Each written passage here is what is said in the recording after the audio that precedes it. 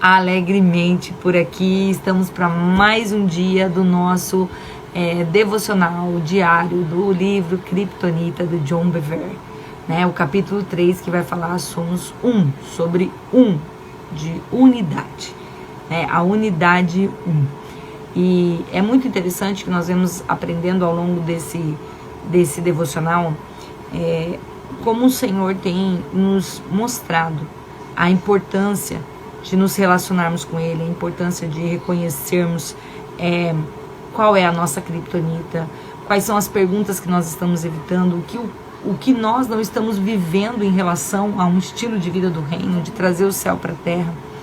Por certo, se você já assistiu o capítulo 1, o capítulo 2, continua aqui, envia essa mensagem, compartilha, clica no joinha, né? Se inscreve aqui no canal, para que você possa sempre estar alertado de nós estamos buscando realmente entregar o melhor do que o Senhor tem depositado em nós, para que isso possa de alguma forma alcançar alguém nesse mundo vasto da internet, da era digital, né?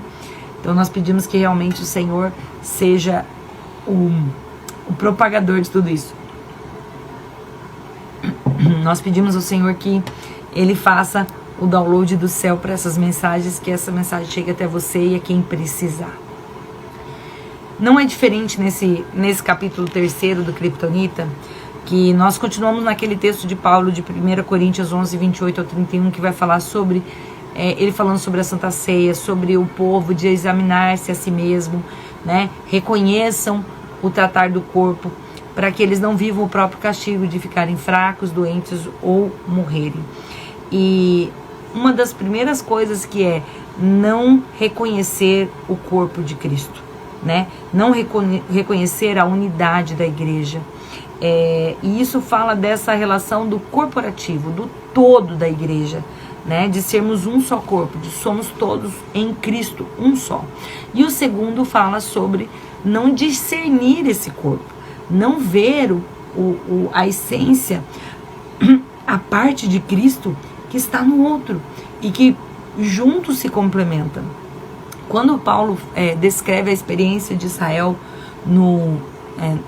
na travessia do deserto, ele fala ali, todos eram guiados pelo Espírito, né, através da nuvem, todos foram batizados, todos foram libertos. A ênfase ali está em todos, todos. E por mais que a gente acredite que algo que a gente possa fazer vai fazer com que Deus ame mais ou menos, não existe.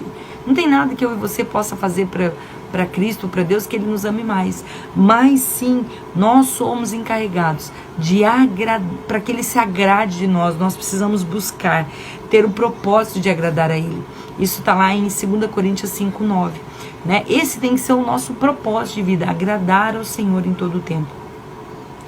E Ele vai falar que muitas daquelas pessoas do Antigo Testamento, elas não alcançaram as promessas de Deus, elas não entraram na Terra Prometida, elas não conseguiram, elas morreram antes, porque elas cometeram 5 pecados que foram muito evidentes. O primeiro, o que causaram a queda, né? A cobiça.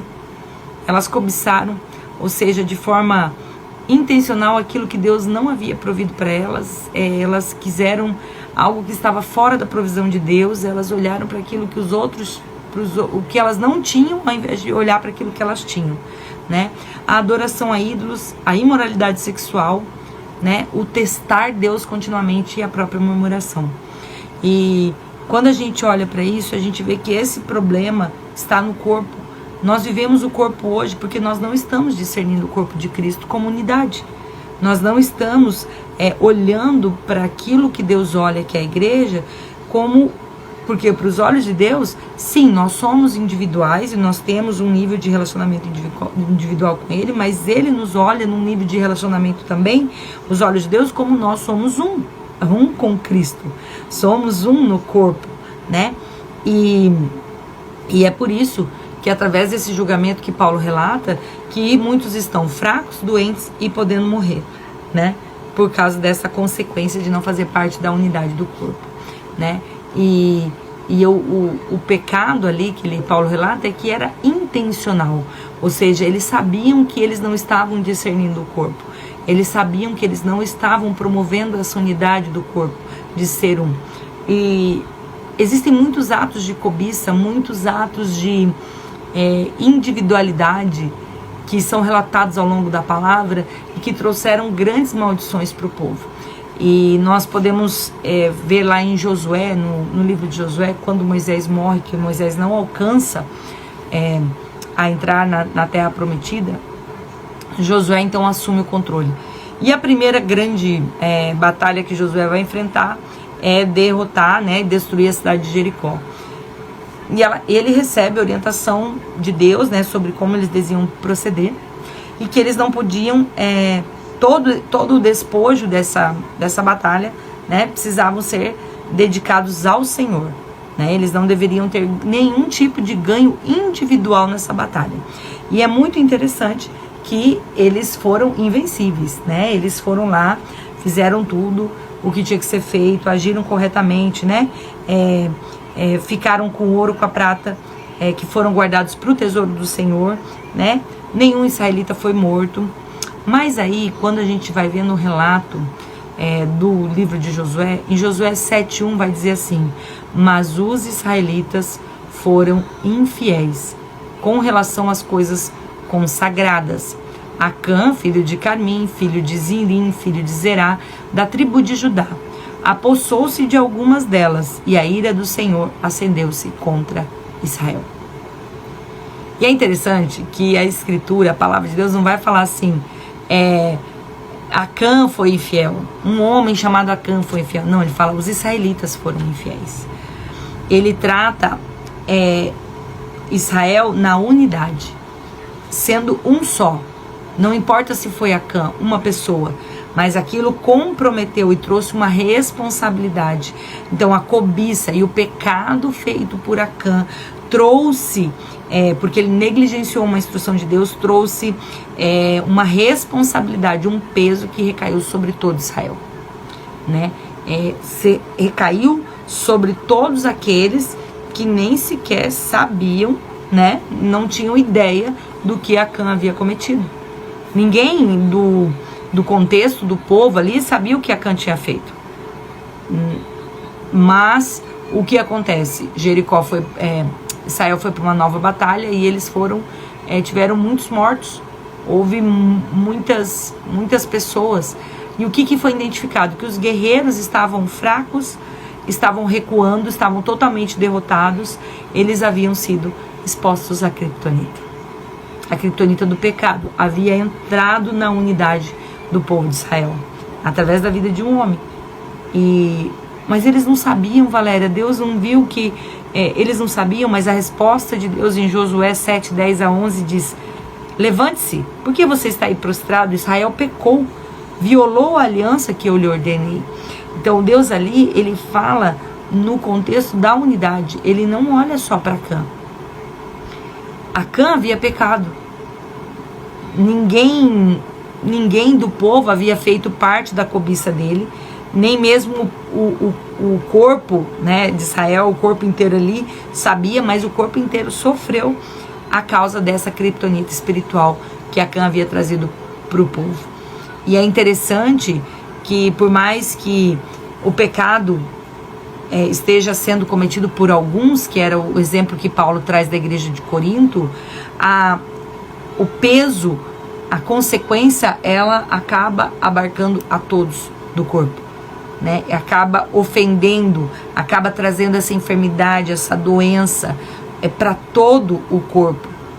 E hoje, se a gente olhar para a igreja do Brasil hoje, para o corpo de Cristo hoje, nós temos sofrido grandes doenças, fraquezas, mortes. Nós vemos muitas coisas acontecendo, e quando a gente olha, por exemplo, na época de Salomão ou na época da igreja de Atos, eles não sofriam tanto assim. Por que a gente não consegue ver isso hoje? Porque nós estamos sofrendo consequências de pessoas que estão praticando pecados com intencionalidade. Nós estamos vendo Acãs que se estão vinculando dentro da unidade do corpo e está promovendo que a Israel do Senhor, a igreja, o corpo de Cristo, seja vítima da criptonita.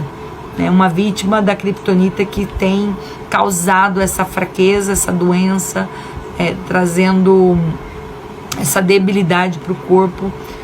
E nós, quando nós temos essa consciência de corpo, essa consciência de que quanto mais o corpo estiver forte, mais nós crescemos em intimidade com o Senhor, nós crescemos no nosso relacionamento pessoal, mas nós também crescemos no nosso relacionamento como corpo. Nós precisamos entender a importância que isso tem para que nós possamos alcançar um outro nível de proteção, inclusive, contra a criptonita. E quando nós lidamos com essas verdades que são libertadoras, quando nós aprendemos a olhar a unidade do corpo, nós aprendemos que nós podemos ter essa verdade revelada e sermos libertos, porque quando a gente entra em ação, a gente vê lá o João 8,32 que diz: e conhecerão a verdade, e a verdade os libertará. Talvez até hoje você tenha entendido que você precisava de um relacionamento íntimo e pessoal com Jesus, e isso está certo.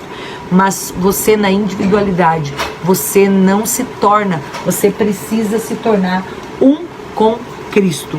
Você precisa se tornar um com o Senhor, dentro do corpo de Cristo.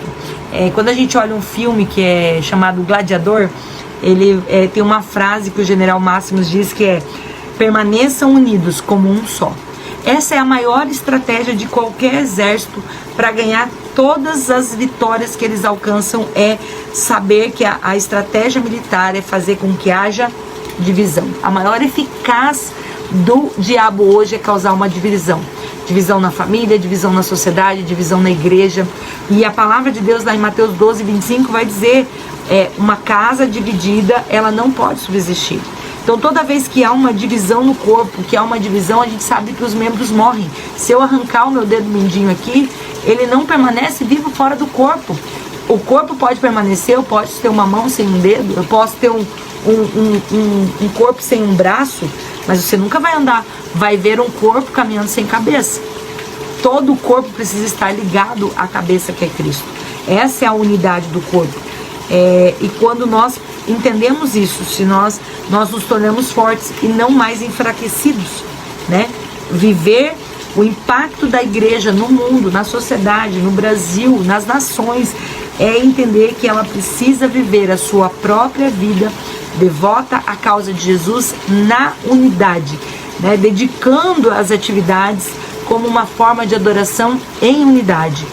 Deus quer a nossa vida por completo, é óbvio que Ele quer que você realmente entregue a sua individualidade intencionalmente para Ele, mas você precisa adorar o Senhor na unidade do corpo.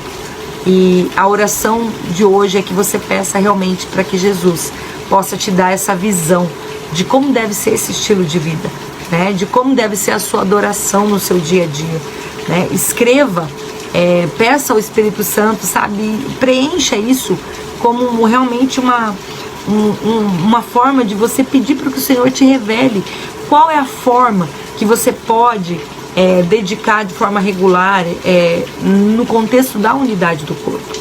A unidade, ela traz salvação, a unidade, ela traz cura, a unidade, ela traz libertação, a unidade, ela traz um mover sobrenatural. O corporativo da igreja promove um avivamento de forma sobrenatural.